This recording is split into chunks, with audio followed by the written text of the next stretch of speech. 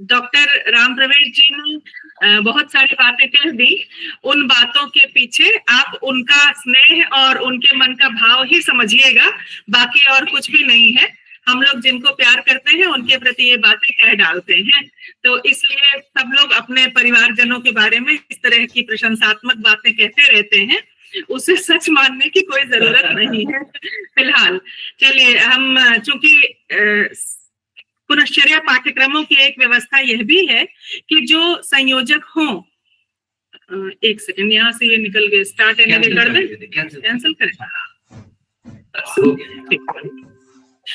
एक व्यवस्था यह भी होती है कि जो समन्वयक हैं उनकी ओर से भी एक आपसे कुछ बातचीत और विषय पर थोड़ी सी चर्चा होनी आवश्यक है। इस दृष्टि से हम दोनों समन्वयकों की ओर से मैं ही आप लोगों से ज्यादा विषय पर थोड़ी बहुत बातचीत करने के लिए मुझे जिम्मेदारी दी गई है, और राम प्रवेश जी तो आपसे निरंतर बातचीत कर ही रहे हैं, व्यवस्था से संबंधित बातें कर रहे हैं, विषय से संबंधित भी बातें करेंगे। मैंने ये सोचा कि चूंकि हिंदी और सांस्कृतिक विरासत इस विषय पर निरंतर हम लोग पिछले 15 दिनों से अच्छे और श्रेष्ठ वक्ताओं के व्याख्यान सुन रहे हैं, तो इन सब के आधार पर संस्कृति के विषय में और सांस्कृतिक विरासत के विषय में थोड़ी बहुत मेरी जो समझ बनती है उस समझ को आपके साथ साझा करूं, उस समझ के बारे में कुछ बातें आपके बीच रखूं। और दूसरी बात यह भी है कि हम लोगों ने जब इस विषय का चयन किया कि सांस्कृतिक विरासत, तो एक प्रश्न मन में यह भी आता है कि विरासत की प्रासंगिकता आज कितनी है, और दूसरी उस विरासत के बारे में हमारी जागरूकता कितनी है, हम कितना समझते हैं अपने विरासत के बारे में। क्योंकि विरासत हमें उपलब्ध हुई है, हमें मिल गई है, लेकिन हम जानते ही नहीं कि हमने क्या पाया हुआ है। अगर ऐसा हुआ तो हमसे बढ़कर दुर्भाग्य और किसका हो सकता है। तो इन सब विषयों को लेकर थोड़ी बहुत बातें मैं आपके से करना चाहूंगी। इसलिए भी बातें ही हैं, कोई व्याख्यान नहीं है कि आज मैं समन्वयक के रूप में हूं और व्याख्यान देने के लिए हूं। कल को आप जो लोग 110 जो हमारे प्रतिभागी यहाँ जुड़े हुए हैं, उनमें से कुछ और व्यक्ति व्याख्यान देने के लिए होंगे और कोई और प्रतिभागी होंगे, ये परंपरा चलती रहेगी। तो मैं भी प्रतिभागी होकर मैंने कई पुनश्चर्या पाठ्यक्रमों में उपस्थित रही हूँ और समन्वयक के रूप में भी कई में रही हूँ। तो ये हम लोगों की भूमिका जो है वह मूलतः किसी विषय को लेकर वार्तालाप की भूमिका ही है। इस दृष्टि से थोड़ी बहुत बातें आपके बीच रखना चाहती हूँ। मुझे भारत की एक हमारी विरासत में एक बहुत बड़ा विषय है जिसको कि आज पूरा विश्व स्वीकार करता है कि वेदों का ज्ञान जो हमारे देश की थाती कही जाती है, वह एक बड़ा पारंपरिक ज्ञान है, बहुत बड़ा ज्ञान है, और वो एक तरह से कहें कि नित्य नवीन होने वाला ज्ञान है।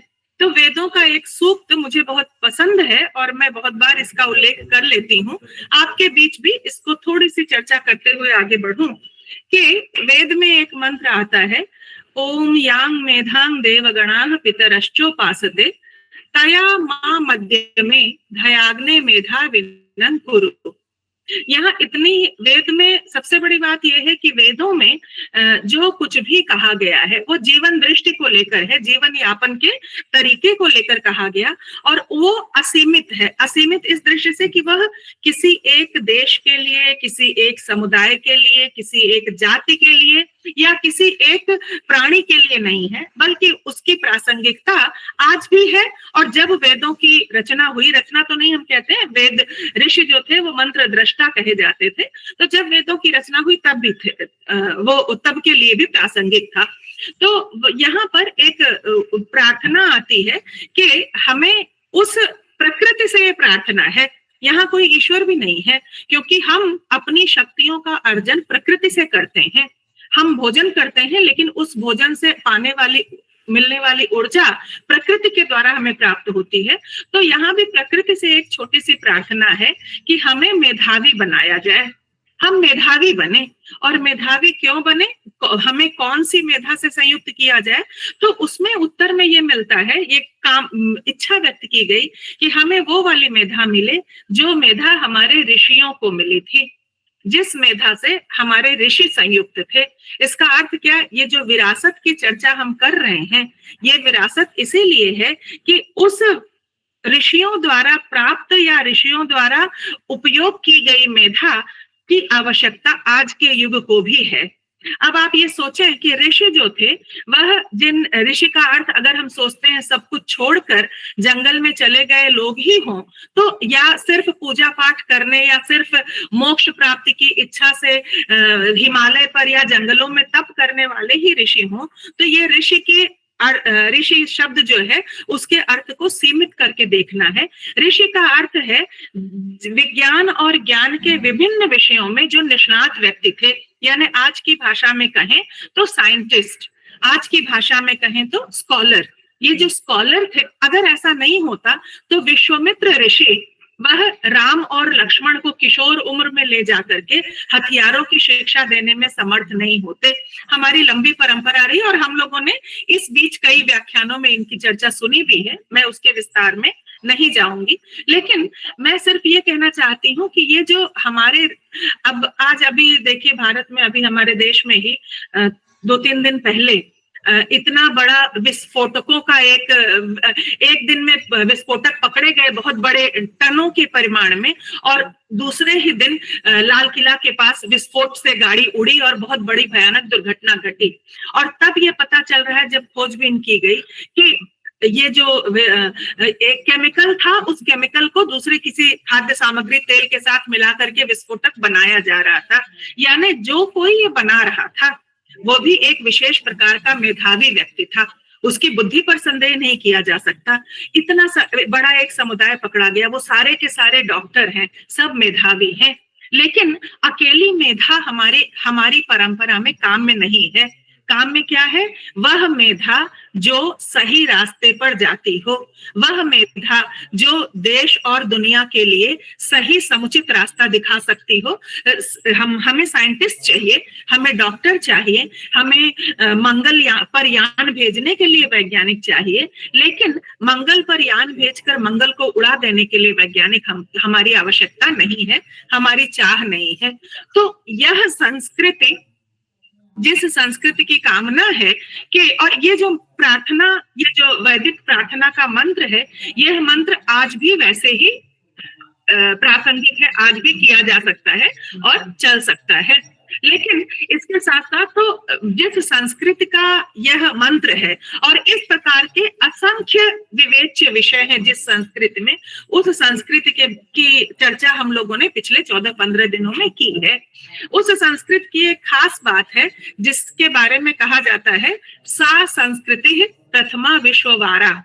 यह संस्कृति विश्व की प्रथम संस्कृति है।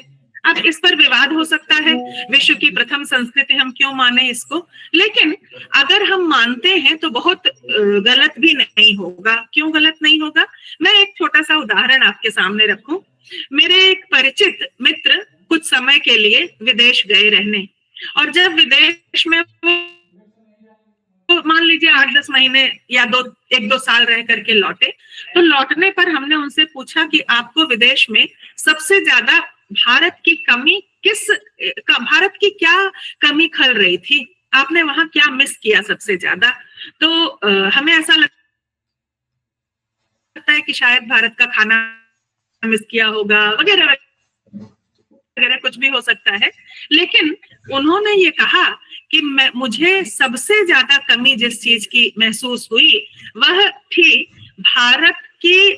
भारत का वातावरण, भारत की ऋतुएं बारे में तो हम सोचते भी नहीं हैं, लेकिन भारत दुनिया के उन बहुत कम देशों में से एक है जिसे 6 ऋतुओं का स्वाद लेने का अवसर मिलता है।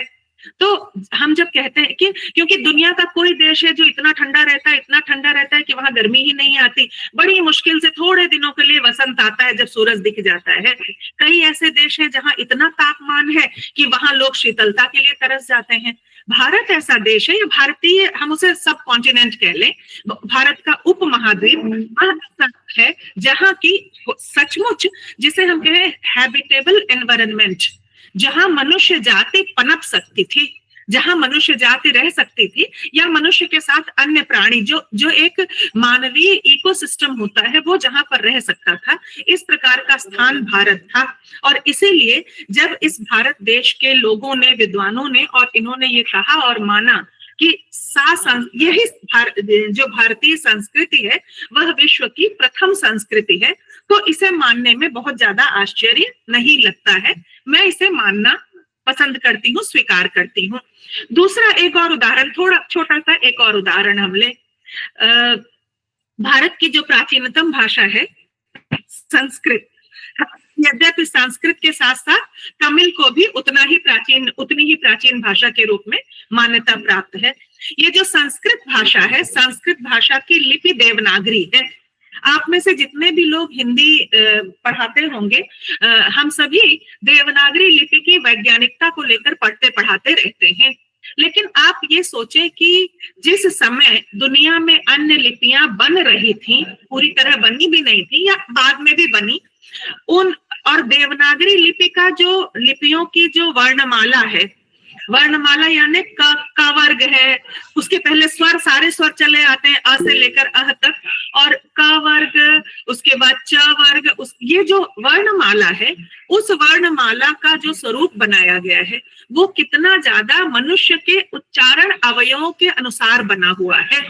यानी सबसे पहले कंठ से ध्वनि निकलती है बाहर, तो कंठ ध्वनियां सबसे पहले चली आई है इस तरह से, और आखिर में जाकर के पा फा बा भा जो होंठ है, होठों से ध्वनि निकल जाती है, ये अंत में आता है।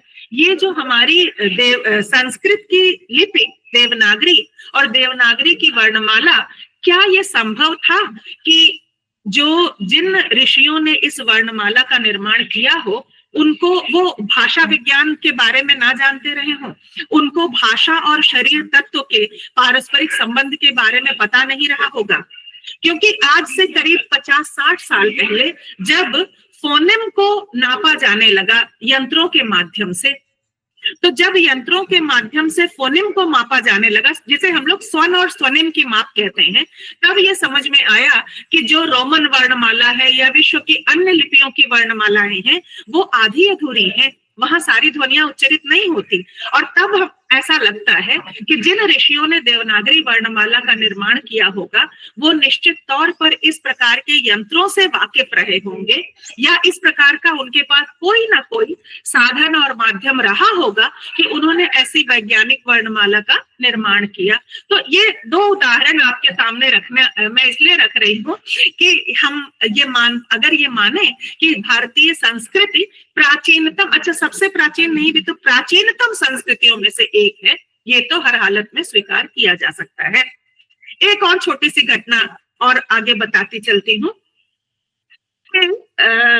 संस्कृति, कैसे कोई संस्कृति दुनिया में पहचानी जाती है, या संस्कृति के कारण समाज की पहचान बढ़ती और घटती है। आप सब लोगों ने गेटे, उनका नाम सुना होगा, गेटे, जिनको हम लोग बहुत बार काव्यशास्त्र में दार्शनिक थे, यूनानी दार्शनिक, गोएथे या गेटे उनको कहते हैं। तो गेटे का संदर्भ आएगा, उसके पहले आप लोगों ने कालिदास और उनके द्वारा लिखित ग्रंथ अभिज्ञान शाकुंतलम से तो परिचित होंगे, मैं ये अंदाज कर लेती हूँ। तो गेटे जो थे, उनको जब वो विश्व साहित्य को लेकर अध्ययन कर रहे थे कि दुनिया भर के में कौन सा साहित्य लिखा जा रहा है, कैसे साहित्य की रचना हो रही है, उनका वर्ण विषय क्या है, ये सब कुछ जब वो लोग गेटे खोज रहे थे और पढ़ने की कोशिश कर रहे थे तुलनात्मक साहित्य के अध्ययन के क्रम में, तब उन्होंने ये देखा कि यूनानी नाटकों की तो बड़ी चर्चा थी कि त्रासदी, दुनिया के श्रेष्ठ नाटक यूनान में लिखे जाते हैं, यूनानी त्रासदियां इतनी प्रसिद्ध थी। ऐसे समय में गेटे को ऐसा लगता था, जो कि पाश्चात्य देशों में प्रचलित था, कि भारत बहुत ज्यादा सुसंस्कृत नहीं है, थोड़ा असभ्य तो नहीं कहेंगे, लेकिन सभ्यता की दृष्टि से थोड़ा पिछड़ा हुआ है, और लोग बहुत ज्यादा जानते भी नहीं थे क्योंकि उस समय आपसी संपर्क बहुत ज्यादा नहीं था। तो गेटे को यह पता नहीं लग पाया कि भारत वास्तव में, भारत की संस्कृति कैसी है। ऐसे समय में उनको कहीं से अनुदित होकर के अनुवाद के माध्यम से अभिज्ञान शाकुंतलम नाटक पढ़ने का मौका मिला। और जब उन्होंने अभिज्ञान शाकुंतलम नाटक को पढ़ा तब वो चकित रह गए और उन्होंने ये कहा कि ये मैं तो अभी तक यूनानी त्रासदी देख करके ही सोचता था कि नाटक का बड़ा उच्च स्तर है, लेकिन ये जो अभिज्ञान शाकुंतलम है ये जिस देश में लिखा गया, संस्कृत भाषा में लिखा हुआ नाटक है। उन्होंने कहा जिस देश और जिस संस्कृति में अभिज्ञान शाकुंतलम जैसा नाटक लिखा जा सकता है उस देश की संस्कृति सर्वश्रेष्ठ संस्कृति है। क्यों उनको ऐसा क्यों लगा? क्योंकि आप जो जानते हैं यूनानी नाटकों में त्रासदी उत्पन्न होती है नाटक समाप्त होते होते, लेकिन प्रायः वो त्रासदी तब होती है जब राजा के विरुद्ध षड्यंत्र होता है, कुछ लोग षड्यंत्र करके मरते हैं, मारा जाता है, रक्तपात होता है, या तो राजा मरता है या कुछ और लोग रक्तपात तो होता ही है और उसके साथ जुड़ी हुई मानसिक जो जटिलताएं हैं वो त्रासदी को उत्पन्न करती हैं। लेकिन अभिज्ञान शाकुंतलम एक ऐसा नाटक है जिस नाटक में मैं कहानी तो नहीं सुनाऊंगी, समय सीमित है, लेकिन बहुत छोटी सी उसमें इतना ही है कि अभिज्ञान शाकुंतलम के आधार पर संस्कृत में उनको कौन कौन सी बातें लगी कि श्रेष्ठ संस्कृति है। पहला उदाहरण उसमें है कि शकुंतला जो कि ऋषि की पुत्री है लेकिन वह राजा दुष्यंत से गंधर्व विवाह करती है। इसका अर्थ क्या था? उस युग में युवा लड़की अपनी पसंद से अपने वर का चयन कर सकती थी। हमारी संस्कृति में ये आजादी थी स्त्री को। दूसरी बात, संस्कृति की और श्रेष्ठ बात इसके आगे बढ़ करके उसके उस निर्णय को विवाह हो जाता है दुष्यंत के साथ में, और उसके पिता तब नहीं थे वहां पर, ऋषि कण्व ऋषि वहां नहीं थे। जब वो लौट कर आते हैं तो वो उस निर्णय को सम्मान देते हैं और स्वीकृति देते हैं। तो यानी लड़की के निर्णय को स्वीकृति भी प्राप्त है परिवार में और समाज में। तीसरी बात, नाटक जो है वो बहुत दुख में खत्म होता है, और दुख में इसलिए खत्म होता है, त्रासदी में खत्म इसलिए होता है कि आप लोग मेरी आवाज सुन पा रहे हैं? जी मैम, आवाज आ रही है। जी मैम, बिल्कुल आवाज आ रही है। ठीक है, थैंक यू। आवाज भी आ रही मैम, और 4 लाइन आगे की आपके सब जो है उसमें कि आ गए प्रियंबद केस कंबली गुफा गेह, राजा ने आसन दिया कहा कृतकृत हुआ मैं तात, पधारे आप भरोसा है मुझको साध आज मेरे जीवन की पूरी होगी। हमारे समस्त प्रतिभागियों की साध पूरी हो रही है, आपका अच्छा वक्तव्य चल रहा है और हम लोग एकदम दत्तचित्त होके सुन रहे हैं। बहुत बहुत धन्यवाद ज्ञान प्रकाश जी। तो अगली बात ये थी कि अभिज्ञान शाकुंतलम में शकुंतला और दुष्यंत प्रेम करते हैं, विवाह करते हैं, शकुंतला गर्भवती होती है, दुष्यंत को अपने राज्य लौट आना पड़ता है, और इस बीच में ऐसा हो जाता है कि कुछ घटनाओं के कारण ऋषि दुर्वासा शाप देते हैं शकुंतला को कि जब तुम जिसकी याद में मुझे मेरा सम्मान करना भूल गई वो तुम्हें पहचान नहीं पाएगा। और इस शाप के कारण बहुत परेशान होकर जब बहुत क्षमा प्रार्थना करने पर उन्होंने एक उपाय बताया कि अगर तुम्हारे पास कोई निशानी होगी तो उसको दिखाने पर वो पहचान जाएंगे। वो निशानी एक अंगूठी के रूप में थी, और वो अंगूठी लेकर के उस अंगूठी पहने हुए शकुंतला गर्भवती स्थिति में राजा दुष्यंत के पास जाती है, पहुंचाई जाती है, और रास्ते में और दुष्यंत के पास जब पहुंचती है तो दुष्यंत सब कुछ भूल चुके हैं श्राप के कारण, और दुष्यंत उसे स्वीकार करने से मना कर देते हैं। वो कहते हैं मैं इस तरह किसी भी स्त्री को अपनी पत्नी नहीं मान सकता। और जब शकुंतला देखती है कि उसके पास अंगूठी नहीं है, अंगूठी याद दिलाने के लिए, क्योंकि शकुंतला को कोई क्रोध नहीं आता, वो समझ जाती है कि ये तो ऋषि दुर्वासा के शाप का परिणाम है, इसमें दुष्यंत का दोष नहीं है। अंगूठी जब वो देखने चलती है तो वहां भी दुर्भाग्य कि वो अंगूठी रास्ते में पानी में गिर गई थी, नदी में गिर गई थी। तो स्वाभाविक सी बात है कि ना दुष्यंत पहचानते नहीं है और अपमानित होकर शकुंतला लौट जाती है।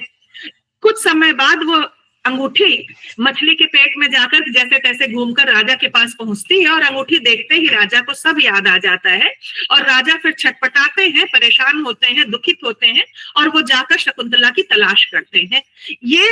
तो यहाँ जो त्रासदी है, यहाँ जो मन का दर्द है, यहाँ जो जितने पाठक हैं जितने भी नाटक के दर्शक होते हैं, सबके भीतर जो त्रासदी उत्पन्न होती है, उस त्रासदी में एक बूंद खून कहीं नहीं बहता। खून अगर बहता है तो सिर्फ मछली के चीरे जाने का जो कुछ भी थोड़ा सा खून होगा उतना ही बहता है। यानी गेटे ने ये कहा कि जिस देश की, क्योंकि हर देश की संस्कृति और साहित्य बहुत सघन रूप से संयुक्त होते हैं, तो जिस देश में इस प्रकार की संस्कृति का साहित्य लिखा जा सकता है, मैं उस देश की संस्कृति को सर्वश्रेष्ठ मान सकता हूं। तो हम जब अपने संस्कृति की विरासत की बात करते हैं, तो ये जो विरासत है, इस विरासत के बारे में हम ध्यान करना चाहते हैं, सोचना चाहते हैं। अब भारतीय संस्कृति की बहुत सी पहचाने हैं, बहुत से अभिलक्षण हैं। एक और अभिलक्षण की बात मैं आपके बीच रखना चाहती हूँ। राम प्रवेश जी, हम लोग 3:30 तक करके उसके बाद वो करेंगे ना? अभी समय है, अभी 1 घंटे, 3:30, थोड़ा और भी। ठीक है, ठीक है। हाँ। तो भारतीय संस्कृति का एक और विशेष लक्षण ये है कि यह संस्कृति वाक केंद्रित संस्कृति रही है। आप सब जानते हैं कि वाक यानी हमारी वाणी, जो हम बोलते हैं, हमारी संस्कृति ने वाक को इतना महत्व दिया है कि अक्षर को ब्रह्म जैसा स्वीकार किया है। अक्षर ब्रह्म होते हैं, इसीलिए हमने उस वाक का उपयोग करने वाले कवि को कविर मनीषी परिभू स्वयंभू कहा, ब्रह्मा के समान उच्च स्थान दिया है, क्योंकि ये वाक का प्रयोग करते हैं। तो ये जो वाक केंद्रित हमारी संस्कृति है, इसलिए भी वाक केंद्रित संस्कृति है कि आप सब जानते हैं कि वेद जो थे उन्हें श्रुति कहा जाता था। वैदिक मंत्र, वैदिक ज्ञान, वैदिक जो कुछ भी ज्ञान विज्ञान था, वो श्रुति के माध्यम से अपने गुरु, अपने शिष्यों को, माता पिता अपने बच्चों को, अपने संतानों को, सबको सिखाया करते थे। ये जो वाक केंद्रित हमारी संस्कृति रही, इसके पीछे बहुत सारे कारण थे। एक कारण जो समझ में आता है आज के दिन, जब हमारे देश में बहुत बड़े पुस्तकालय थे, आप जानते हैं, और उन पुस्तकालयों पर असभ्य जातियों द्वारा जब आक्रमण किए गए, तो ये जानबूझकर पुस्तकालयों को जलाया गया। इसलिए जलाया गया कि यह पुस्तकालयों के जलकर नष्ट होते ही, पुस्तकों के नष्ट होते ही यह संस्कृति समाप्त हो जाएगी, क्योंकि सारा ज्ञान जलकर समाप्त हो जाएगा। जब हम अपने ज्ञान विज्ञान का संरक्षण भौतिक साधनों में करते हैं, तब इस बात की आशंका रहती है कि वो नष्ट किया जा सकता है। लेकिन अगर हमने ज्ञान का संरक्षण चेतना में किया है, वाक के माध्यम से, बुद्धि के माध्यम से चेतना में ज्ञान का संरक्षण किया है, तो उसे नष्ट करना संभव नहीं होता। वो किसी भी प्रकार के बाह्य आक्रमण से नष्ट नहीं होती। तो यही कारण है कि भारतीय संस्कृति में, और इसीलिए आप देखें कि यद्यपि आज हम लोग ये नहीं बता सकते, ये जानने का कोई उपाय नहीं है कि सृष्टि का प्रारंभ कैसे हुआ होगा। दुनिया की जितनी भी संस्कृतियां हैं, सभी संस्कृतियों ने इसके बारे में एक काल्पनिक कथा कही है। हमारे यहाँ भी कही जाती है, कभी मनु शत्रुपा की कथा कही जाती है, कामायनी में उसे ही मनु श्रद्धा के माध्यम से व्यक्त करते हैं, अलग अलग रूपों में कहीं एडम एंड ईव के माध्यम से कहते हैं, अलग अलग प्रकार से दुनिया भर की संस्कृतियों में कथा कही गई है, संस्कृति के प्रारंभ की या सभ्यता के प्रारंभ की, मानवीय जाति के प्रारंभ की। लेकिन इसे प्रमाणित करने का दुनिया में किसी के पास कोई साधन नहीं है। तो हमें कहीं ना कहीं, जिसे हम कहते हैं कि भारतीय दर्शन के अनुसार, कि हमें एक न्याय प्रमाण मान लेना पड़ता है और कुछ चीजों को प्रामाणिक मान लेना पड़ता है। इसी क्रम में ये कहा जाता है कि वेद जो थे वो श्रुति थे, और वेद 4 खंडों में 4 वेद जो रचे गए, वो जीवन के विविध 4 पक्षों को लेकर के उसका तरीका सिखाने के लिए बनाए गए हैं। तो इसीलिए बनाए नहीं गए, बल्कि कहा जाता है, ऋषियों के बारे में एक शब्द आता है कि ऋषि जो थे वो मंत्र दृष्टा थे, यानी ऋषियों ने मंत्र देखा, उनके मस्तिष्क में वो मंत्र कौंधा उनको वो सूझा, आप इसे चाहे जैसे भी कह सकें। जैसे कभी कभी ऐसा होता है, आज हमारे मनोविज्ञान और न्यूरो साइंस की रिसर्च इतनी दूर तक पहुंच गई है कि रिसर्च ये कहती है कि जब हम किसी एक समस्या को लेकर बहुत उलझे हुए हों और हम बार बार उसका समाधान तलाश रहे नहीं हो पा रहा है, और तब हमें उसे छोड़ देना चाहिए। लोग कहते हैं स्लीप ओवर इट, उसको बंद करके छोड़ दो, और आप देखेंगे कि जब आपका मस्तिष्क फ्रेश रहेगा, कुछ और सोच रहे हैं, कुछ और कर रहे हैं, आपके मस्तिष्क में उसका समाधान कौंधता है, सूझता है।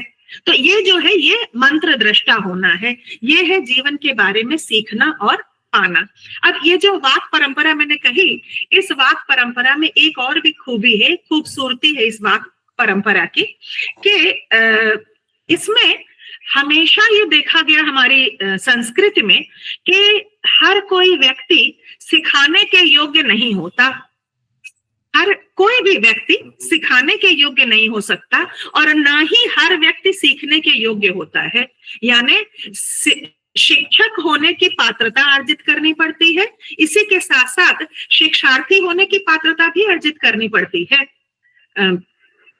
इसी का बहुत सरल रूप आप देख लें, हम सबके जीवन में चलता ही है, एडमिशन टेस्ट होते हैं हर जगह, है ना, क्योंकि शिक्षार्थी होने के लिए बहुत सारी चीजों की आवश्यकता है, जिज्ञासु होने की आवश्यकता है। अगर जानने की इच्छा ही नहीं होगी तो वो कभी भी शिक्षार्थी नहीं हो सकता। ऐसे ही जो व्यक्ति खुद जानता ही नहीं है और या खुद गलत जानता है, वह शिक्षक नहीं हो सकता, वो सिखा नहीं सकता। एक लौकिक उक्ति हमारे बीच आती है, एक उक्ति हमारे जीवन में बहुत बार आती है, चलती रहती थी कि पानी पिए छान कर गुरु कीजिए जानकर। तो भारतीय परंपरा में तो गुरु बनाने की बड़ी व्यवस्था है, प्रथा है, और उन्हीं गुरुओं में कब गुरु घंटाल मिल जाते हैं उसका कुछ पता ही नहीं चलता। लेकिन हमारी संस्कृति इसीलिए ये सिखाती, ये बताती है कि जो है गुरु, हाँ नहीं ठीक है मैं बोल रही हूँ कि हर व्यक्ति सीखने के योग्य नहीं हो सकता है और हर व्यक्ति सिखाने के योग्य नहीं हो सकता है। इसीलिए भारतीय संस्कृत ऋषि विश्वामित्र ही ऐसे हो सकते थे जो कि राम और लक्ष्मण, क्योंकि राम लक्ष्मण को अपने राजमहल में पर्याप्त प्रारंभिक शिक्षा मिल चुकी थी, उसके बाद अगर उन्हें आगे की शिक्षा, उन्नत स्तर की शिक्षा प्राप्त करनी थी तो उसके लिए गुरु विश्वामित्र ही आवश्यक थे, जो जिन्हें की उस विषय का पूरा ज्ञान था। तो इसलिए हम भारतीय संस्कृति की एक और विशेषता की ओर मैंने संकेत किया, यह विशेषता है वाचिक परंपरा का ध्यान रखना, वाचिक परंपरा से जुड़े रहना। अब आप देखें कि वो परंपरा सिर्फ वैदिक युग ही नहीं, बिल्कुल आधुनिक युग तक अगर हम चले आते हैं, कम से कम जिसे हम मध्यकाल कहते हैं, क्योंकि भारतीय समाज के पुनर्जागरण का एक बड़ा दौर था मध्यकाल। और इस मध्यकाल में हमारे समाज में, हम सब चाहे भारत के जिस भी प्रांत से आते हैं, आजकल हम लोग शहरों में रह रहे हैं, लेकिन हम सबके जीवन का कुछ ना कुछ अंश गांव से जुड़ा हुआ रहा है, या हम गांव के बारे में जानते तो हैं। तो आप सबके गांव में यही व्यवस्था रही होगी कि संध्या के समय लोग बाग इकट्ठे होते थे, कहीं चौपाल लगती थी, कहीं मंदिर के किनारे, कहीं मस्जिदों के आसपास, कोई भी खुली जगह सामूहिक लोग इकट्ठे होते थे, और उन जगहों पर कुछ साहित्य, कुछ ज्ञान की बातें, कुछ पद, सूरदास इत्यादि ने क्या अपने पदों को लिखा था? वो तो गाते थे, वो भजन गाते थे, और उस भजन को अगले दिन गाया जाता था, कभी उसकी चर्चा होती थी। रामचरितमानस की इतनी प्रसिद्धि ना कहूं, इतनी व्याप्ति कैसे हुई? क्योंकि गांव का समुदाय, ग्रामीण व्यक्ति अपने अपने, किसी के द्वारे, किसी के कहीं के कोई बड़ी जगह है तो बारादरी में, कहीं जहां जो जगह रहती थी, एक समूह इकट्ठा होता था। वहां जो थोड़ा वरिष्ठ होता था या थोड़ा ज्ञानी होता था, वह उनकी व्याख्या करता था अपने समय के अनुसार, अपने जीवन के अनुसार, और लोग उस व्याख्या से सीखते रहते थे। ये वाक परंपरा की, श्रुति परंपरा की यहाँ तक चली आती हुई दृष्टि है, चला आता हुआ स्वरूप है। और ये स्वरूप आज भी नवीन रूपों में चला आ रहा है, चलता जा रहा है।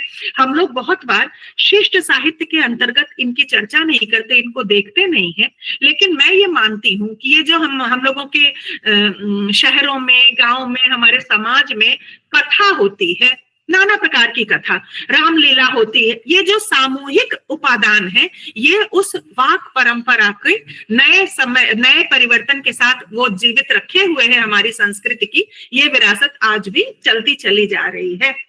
अब इसी के साथ एक और हमारी संस्कृति का एक और उल्लेख, एक और विशेषता जो कि दुनिया की अन्य संस्कृतियों में कम है, भारतीय संस्कृति की ये विशेषता भारत के जन जीवन में पनपी हुई है, बसी हुई है। यहाँ का जन जन इस विशेषता को, प्रायः सारे लोग इस विशेषता को मानते हैं। ये विशेषता क्या है कि हम लोग भारत की संस्कृति ने हमें ये समझाया है कि कुछ भी, आज तो फिजिक्स भी यही समझाता है, लेकिन फिलहाल फिजिक्स छोड़ दें, क्योंकि फिजिक्स ये कहता है कि मैटर कभी भी नष्ट नहीं होता, वो अपना रूप परिवर्तित करता है।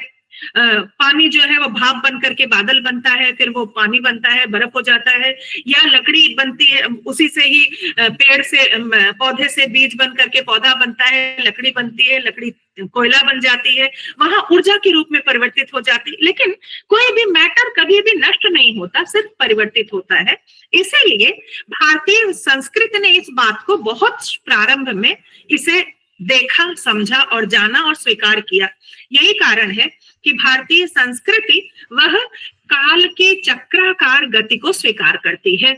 यानी हमारी संस्कृति ने सामान्य अनपढ़, जिसको शायद प्रमाण पत्र नहीं है किसी भी कक्षा में पढ़े होने का, लेकिन अनपढ़ हो या कम पढ़ा हुआ हो, वो व्यक्ति भी इस ज्ञान से संचालित होता है, ज्ञान को पर विश्वास करता है कि काल की एक चक्राकार गति होती है। जो चक्राकार गति हमें ये समझाती है, हमें ये बताती है कि अगर किसी भी समय उत्थान हुआ है तो अगर पतन हुआ है तो उत्थान होना भी तय है। हम कभी ये नहीं मानते कि ये समाप्त हो गया, ये खत्म हो गया। हम जीवन को या काल को समरेखीय दृष्टि से नहीं देखते, बल्कि चक्राकार गति से देखते हैं और समझते हैं। एक बार उनका क्या नाम था उनका, करपात्री जी महाराज से एक विद्वान ने पूछा कि ये जो सनातन विश्वास है, मैं सनातन धर्म ना कहूं क्योंकि आज धर्म शब्द का अर्थ बहुत संकुचित हो गया है, लेकिन धर्म जो है वो मानव धर्म होता है, मान लिया, छोड़ दीजिए, धर्म ना भी कहूं। ये जो सनातन विश्वास है, ये सनातन विश्वास क्या समाप्त हो जाएंगे? क्योंकि इन पर लगातार आक्रमण हो रहे हैं। लोग जो सनातनी व्यक्ति कहलाते थे वो भी अब उन विश्वासों से दूर हट रहे हैं। तो करपात्री जी महाराज ने ये बताया, उन्होंने फिर से संस्कृत की उसी परिभाषा पर ध्यान दिलाया और उन्होंने ये कहा कि भारत की जनता, भारत का मन, भारतीय मन काल की चक्राकार गति को जानता है। इसीलिए वो ये मानता है कि शास्त्र कभी समाप्त नहीं होते हैं, बल्कि शास्त्रों की पुनर्व्याख्या होती है। शास्त्र जो है वह समय के अनुसार, अपने कालखंड के अनुसार, अपनी परिस्थितियों के अनुसार पुनः व्याख्यायित किए जाते हैं। वहां पर हो सकता है उदाहरण बदल जाएंगे, घटनाएं बदल जाएंगी, लेकिन ये जो है ये फिर से व्याख्यायित होंगे और उनकी उसी नई व्याख्या के अनुसार हम चलेंगे। मुझे, आप लोगों ने बहुत बार भारत भारती की चर्चा सुनी, मुझे भारत भारती की वो पंक्तियां ध्यान आ रही हैं। मैथिली शरण गुप्त जी कहते हैं, जब भारत की दुर्दशा के बारे में सोचते हैं तो उत्साहित करने के लिए कहते हैं, उत्थान ही जिसका नहीं उनका पतन ही क्या भला।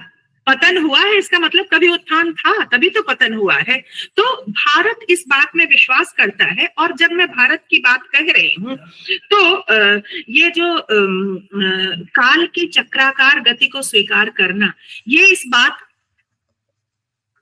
पर विश्वास करना है कि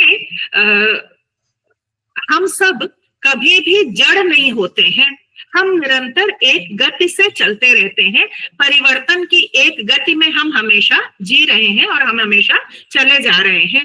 इसीलिए भारतीय समाज में परिवर्तन की इस गति को जानने और मानने के कारण क्या कहें, विकार विकार आने स्वाभाविक है, जब समाज बदलता है क्रमशः विकार तो आएंगे ही आएंगे। विकार के साथ साथ संस्कार और परिष्कार, विकार, संस्कार और परिष्कार, ये तीनों की प्रक्रिया लगातार चलती रहती है हमारे बीच। जब मैं ये कह रही हूँ, सनातन की चर्चा कर रही हूँ, भारतीय संस्कृति की चर्चा कर रही हूँ, तो इस बात का भय ना हो, इस बात से ये नहीं सोचा जाना चाहिए कि मैं सिर्फ भारत के हिंदुओं या ज्यादा जिसे बहुसंख्यक कहा जाता है उनकी बात कर रही हूँ।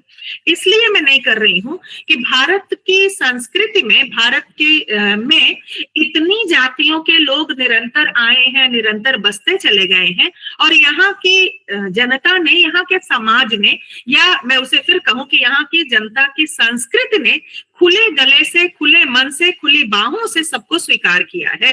इसीलिए मैं आपको फिर एक उदाहरण बताती हूँ, अपनी परिचिता का ही उदाहरण बताती हूँ कि ये जो हम लोग जब कहते हैं ना कि भारतीय संस्कृति, तो ये जो काल की चक्राकार गति को स्वीकार करना है। मेरी एक मित्र थी, कलीग, तो वो ईसाई, मतलब मैंने जब ये कहा हिंदू ना समझे, तो ईसाई हो या मुसलमान हो, मेरे ऐसे अनेक मुसलमान मित्र हैं जो कि इस बात पर विश्वास करते हैं कि ये जन्म हम ऐसे कर रहे हैं, अगले जन्म में वो होने वाला है, या पिछले जन्म में हमने कुछ ऐसा किया होगा जिसका ये परिणाम है। ये जो पुनर्जन्म की अवधारणा है, ये ओम को ब्रह्मांड की ध्वनि मानना, ये जो अवधारणाएं हैं, ये भारत में रहने वाला कोई भी समुदाय हो, चाहे वो ईसाई हो, चाहे वो इस्लाम से जुड़ा हुआ हो, यहाँ तक कि वैसे जैन, बौद्ध, सिख इत्यादि तो भारतीय सनातन मान्यताओं के ही परिष्कृत करते हुए बने हुए रूप हैं, लेकिन ये जो अन्य संस्कृतियों से आए हुए विचार को लेकर जीने वाले लोग हैं, वो भी भारतीय संस्कृति की इन मूल अवधारणाओं पर विश्वास करने लगते हैं। मेरी एक परिचिता कलीग, उन्होंने बताया कि उनके फादर यानी चर्च के फादर ने उनको ये सिखाया था कि आप जब भी कभी ज्यादा परेशान हो तो आंख मूंद कर बैठकर ओम की ध्वनि का लंबा उच्चारण किया करें, आपको शांति मिलेगी। आप ये सोचें कि ईसाई धर्मगुरु ये बात सिखा रहा है, क्योंकि वो ईसाई धर्मगुरु ईसाई होने के पूर्व भारतीय संस्कृति से अपने आप को जोड़ता है। मेरी ईसाई कलीग इस बात को स्वीकार कर रही है क्योंकि वो ईसाई होने के पूर्व भारतीय संस्कृति से अपने आप को जोड़ती है। तो ये जो मैंने कहा, यही कारण है जो बार बार आता है ना, कुछ बात है कि हस्ती मिटती नहीं हमारी हस्ती इसलिए नहीं मिटती कि हम मूलतः इस बात पर विश्वास करते हैं कि अगर कुछ बुरा हो रहा है तो ये थोड़ी देर के लिए है, थोड़े समय बाद फिर उजाला आएगा, फिर रोशनी आएगी, फिर सूर्योदय होगा। या हम लोग तो ये भी कहते हैं कि ये ईश्वर परीक्षा ले रहे हैं। ये जो हमारी संस्कृति के लोक विश्वास हैं, ये लोक विश्वास वस्तुतः हमारी संस्कृति की वो सकारात्मक शक्ति हैं जिनकी विरासत आज भी हमारा देश अपने साथ लेकर चल रहा है। एक और अंश, एक और बात मतलब कुछ जो बातें मुझे ध्यान में है वो उनकी चर्चा हम लोग करते चलते हैं, और जब राम प्रवेश जी मुझे कहेंगे कि आप छोड़ दीजिए तो मैं छोड़ दूंगी। तो एक और बात आती है आगे भारतीय संस्कृति के संबंध में चलते हुए। बार इसका आजकल सोशल मीडिया के युग में हम लोग खूब चारों ओर लिखा देखते हैं, सब लोग कहते भी रहते हैं और सच भी है, इस पर विश्वास भी किया जाना चाहिए कि भारतीय संस्कृति वसुधैव कुटुंबकम को मानने वाली संस्कृति है। इसका जो पूरा मूल श्लोक है वह है अयम निजः परोवेति गणना लघु चेतसाम, यानी ये मेरा है, ये उसका है, मैं और तुम दोनों अलग अलग, इस प्रकार की गिनती छोटी बुद्धि वाले लोग करते हैं। उदार चरिता नाम तो वसुधैव कुटुंबकम, जो उदार चरित्र वाले होते हैं, जिनका उदार चरित्र होता है, वह तो पूरी वसुधा को कुटुंब मानकर जीते हैं। अब ये जो वसुधा को कुटुंब मानना, वसुधैव कुटुंबकम, इसको थोड़ा सा दो टुकड़ों में बांट के हम देखें, क्योंकि दोनों ही हमारी संस्कृति के कुछ अंशों को लेकर एक पहचान के रूप में आते हैं। यद्यपि 90 के बाद 91-92 के बाद जब मुक्त बाजार व्यवस्था आई और भूमंडलीकरण का प्रभाव पूरी दुनिया में आया, साहित्य पर आया, उसके बाद थोड़े समय बाद जब पूरी दुनिया का साहित्यकार, विशेषकर भारतीय साहित्यकार बाजारवाद के दबावों से छटपटाने लगा, तब से साहित्य में बार बार वसुधैव कुटुंबकम की चर्चा तेजी से बढ़ने लगी, पनपने लगी। तो ये तो है ही कि बाजार जो है वह दुनिया के उस जब हम लोग सारी दुनिया को जोड़ते हुए ग्लोबलाइजेशन, ग्लोबल विलेज कहते हैं, तो वो बाजार होता है। बाजार में सबसे बड़ी चीज होती है अपना लाभ देखना, अपना लाभ और लोभ। बाजार इन दो विषयों को लेकर चलता है, जबकि कुटुंब परिवार की मूल धुरी ही होती है अपनेपन का भाव। यहाँ ना अपना लाभ देखा जाता है, ना ही लोभ देखते हैं। तो ये जो कुटुंब का भाव है, यहाँ तक आने के पहले मैं थोड़ा वसुधैव पर आती हूँ। वसुधा, हाँ, ये वसुधैव कुटुंबकम वाली बात इसलिए भी थोड़ा सा ध्यान में आ जाती है कि जो हमारी संस्कृति है, भारतीय संस्कृति, वह दीर्घ काल से चली आ रही संस्कृति है और इसको समय समय पर निरंतर हमारे विचारकों ने इसको जाना है, इसके साथ जुड़े रहे हैं, इस पर लिखा है, इस पर पढ़ते भी रहे हैं। जैसे जो उदाहरण मैं अभी बता रही हूँ, हिंदी के साहित्यकारों की बात छोड़ दें, दिनकर जी ने संस्कृति के 4 अध्याय की रचना की, प्रसाद जी संस्कृति को लेकर लिखते हैं, सभी हिंदी के साहित्यकार छोड़ दें। मैं आपके सामने बात रखना चाहती हूँ बंगाल के या सबसे विशिष्ट बहुत बड़े भारतीय साहित्यकार कवि गुरु रविंद्रनाथ टैगोर। कवि गुरु रविंद्रनाथ टैगोर जो थे, उन्होंने जब विश्व साहित्य के संदर्भ में सोचा, ये चर्चा हो रही थी दुनिया में, इस बात को लेकर बात हो रही थी कि हमें विश्व साहित्य से परिचित होना चाहिए। एक समय दुनिया के एक देश में जब कुछ लिखा जा रहा है तो दुनिया के दूसरे देशों को भी उसको अच्छा कुछ हो तो पढ़ना चाहिए। तभी अनुवाद बहुत बढ़ा और 19वीं शताब्दी के बाद क्रमशः सारी दुनिया दुनिया के साहित्य एक दूसरे के संपर्क में आने लगे। ऐसे समय में कवि गुरु रविंद्रनाथ टैगोर ने विश्व साहित्य, उनको एक व्याख्यान देने के लिए बुलाया गया। व्याख्यान का विषय था तुलनात्मक साहित्य, और उस तुलनात्मक साहित्य पर व्याख्यान देते हुए कवि गुरु रविंद्रनाथ टैगोर ने ये कहा था कि मैं, जिसे आप लोग तुलनात्मक साहित्य कह रहे हैं, मैं तब उस समय उन्होंने ये वसुधैव कुटुंबकम वाली बात को अपनी भाषा में प्रस्तुत किया। उन्होंने कहा कि जो भी साहित्यकार ये सोचता है, उन्होंने कहा जो व्यक्ति ये देखता है कि ये मेरा खेत, वो उसका खेत, वो उसका खेत, वो बहुत गंवार है, ग्रामीण है। वह गंवार का अर्थ यहाँ गांव में रहने वाला नहीं, बल्कि गंवार का अर्थ संकुचित सोच वाला। उन्होंने कहा वो गंवार होता है, बल्कि दुनिया की किसी भी भाषा का श्रेष्ठ साहित्य हो, उस साहित्य पर पूरी दुनिया के सभी पाठकों का अधिकार होना चाहिए। और तब उन्होंने ये कहा कि मैं इसे विश्व साहित्य कहना चाहूंगा। अब आप सोचें, ये जो वसुधैव कुटुंबकम, जब कविगुरु ये बात कह रहे हैं कि मैं इसे विश्व साहित्य कहना चाहूंगा और इस पर पूरी दुनिया का अधिकार देखना चाहता हूं, तो उनके मस्तिष्क में, उन चिंतन के पीछे, उनके चिंतन की पृष्ठभूमि में यह वसुधैव कुटुंबकम का विचार ही पनप रहा था, चल रहा था। अब ये जो वसुधैव कुटुंबकम हम लोग कहते हैं, भारतीय संस्कृति में वसुधा का अर्थ होता धरती, पृथ्वी। तो यद्यपि दुनिया की सभी संस्कृतियों में प्रारंभिक तौर पर भूदेवी या एक देवी के रूप में धरती की कल्पना है। सुदूर संस्कृतियों में हम देखते हैं या तो मूर्ति या तस्वीर के रूप में वो दिखाई पड़ती है, लेकिन भारत में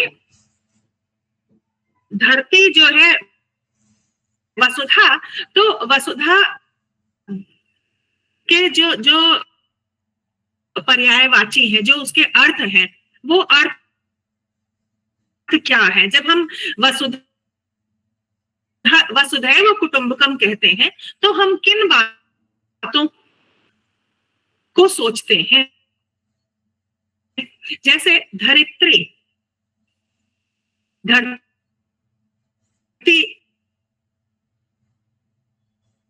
जो है वह धारण कर, है। धरती को धरती इसलिए कहते हैं कि धरती धारण करती है। अब अपने विचारों को धारण करे, दुनिया के अन्य छूट गए लोगों को धारण करे, अपने चिंतन की गहराई को धारण करे, या अपने ऊपर पूरी सृष्टि के सभी पशुओं, पक्षियों, प्राणियों को धारण करे। ये जो धारण करने का गुण है, यह बहुत महत्वपूर्ण और बहुत बड़ा गुण है। अब ये जो धारण करती है, धरती जो धारण करती है, धारण करने के कारण कितना बड़ा उत्तरदायित्व इस पर आ जाता है कि इसे सबको नहीं है, जिसके बारे में ये कहा जाता है, जब तलवार के दम पर अपनी संस्कृति का प्रचार करने का प्रयास किया हो। जयशंकर प्रसाद कहते हैं, किसी का हमने छीना नहीं, प्रकृति का रहा पालना यही, हमारी मातृभूमि थी यही, कहीं से हम आए थे नहीं। एक देशों में हुआ है, लेकिन उन देशों, यहाँ की संस्कृति को उन्होंने रहकर भारतीय संस्कृति भारत की करती है। यहाँ पर मंगोल आए, मुगल आए, शक आए, हूण, जितने भी प्रकार की जातियां आई, यहाँ तक कि फ्रेंच आए, जितने भी प्रकार की जातियां आई, यहाँ की धरती ने सबको धारण किया। और सिर्फ धरती ने धारण किया माने क्या, धरती का तो क्या कहना है, लेकिन जो यहाँ का समाज है, जिसने धरती के इस गुण को अपनाया है, उसने अपनेपन के साथ धारण किया सबको। तो ये दूसरा अर्थ है वसुधा। वसुधा क्यों है? क्योंकि धरती, वसु का अर्थ होता है भंडार, बहुत समृद्धि। तो धरती समृद्धि का भंडार है। धरती के पास रत्नों की असंख्य क्षमता है, असंख्य रत्न है धरती के पास, असंख्य वो चीजें हैं जिन चीजों से प्राणी मात्र का कल्याण होता है। लेकिन अब ये जो वसुधा है, यह वसुधा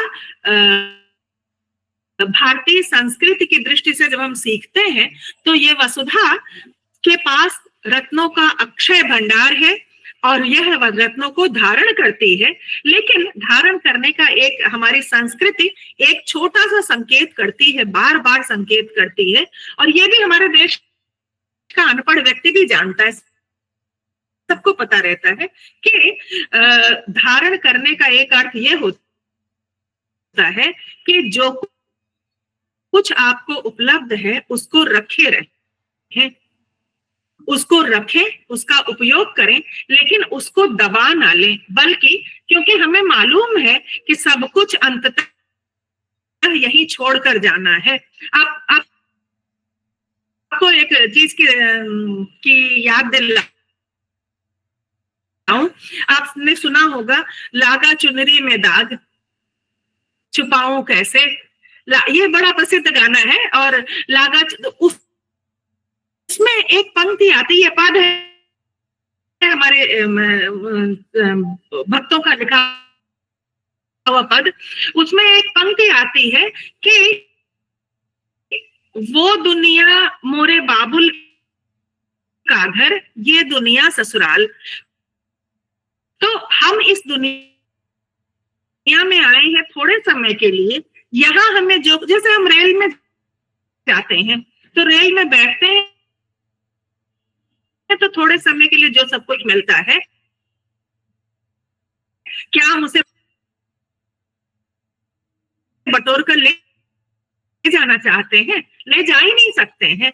तो हमें ये संस्कृति का यह विश्वास कि पृथ्वी की तरह से पृथ्वी भी अपनी संपदा को, अपनी उपज को, अपने गुणों को कहीं लेके नहीं जा सकती। उसे सूर्य के चारों ओर घूमते रहना है और जो भी नई समृद्ध करना है, अपनी संपदाओं से स्वस्थ रखना है। ये जो हमारी वसुधा है, यह वसुधैव कुटुंबकम की वजह हम लोग बार बार कहते हैं, भारतीय संस्कृति समावेशी संस्कृति है। चूंकि हम वसुधैव कुटुंबकम को देश आए, भारतीय संस्कृति इसको स्वीकार करती है और मानकर स्वीकार कर लेती है। धीरे धीरे थोड़ा बहुत रूप परिवर्तन होता है और वो हमारा अपना होकर हमारे साथ रह जाता है, बैठ जाता है, जुड़ जाता है। अब अपनी बात को मैं थोड़ा सा एक और दिशा की ओर ले जा करके, क्योंकि मुझे बार बार ये लगता है कि भारतीय संस्कृति को आज तक बनाए रखने में, भारतीय संस्कृति की परंपरा को, भारतीय संस्कृति की विरासत